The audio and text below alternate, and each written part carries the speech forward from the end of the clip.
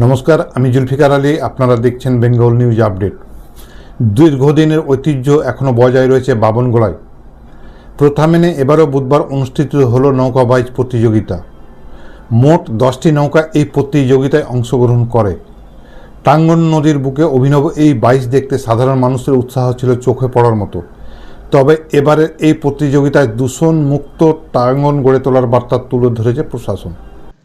টাঙ্গন নদীকে দূষণমুক্ত করা, জলজ জীব বৈচিত্র্য রক্ষা করা সহ একাধিক উদ্দেশ্য নিয়ে বামনগোলা ব্যবসায়ী সমিতি এবং বামনগোলা পুলিশ প্রশাসনের উদ্যোগে অনুষ্ঠিত হয়ে গেল একদিনের নৌকা বাইচ প্রতিযোগিতা। ছোট বড় মাঝারি মিলিয়ে মোট 10টি নৌকা এই প্রতিযোগিতায় অংশগ্রহণ করে। এর মধ্যে পুরস্কৃত করা হয় প্রথম 3টি নৌকার চালকদের।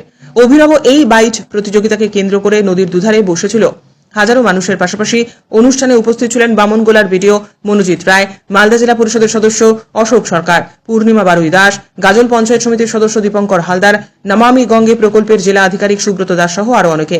বিডিও মনোজিৎ রায় বলেন, কাপড় কাচা, মূর্তি বিসর্জন, পুজোর সামগ্রী বিসর্জন, নদীর ধারে শৌচকর্ম, মাছ ধরার জন্য রাসায়নিক সার এবং কীটনাশকের প্রয়োগ করার ফলে নদীর জল দূষিত হচ্ছে।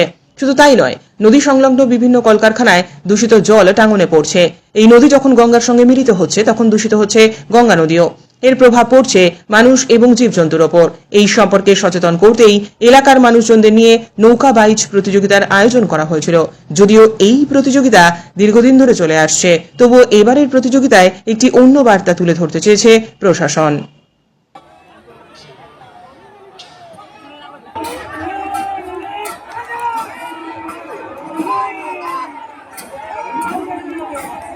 ছবিগুলো নিয়ে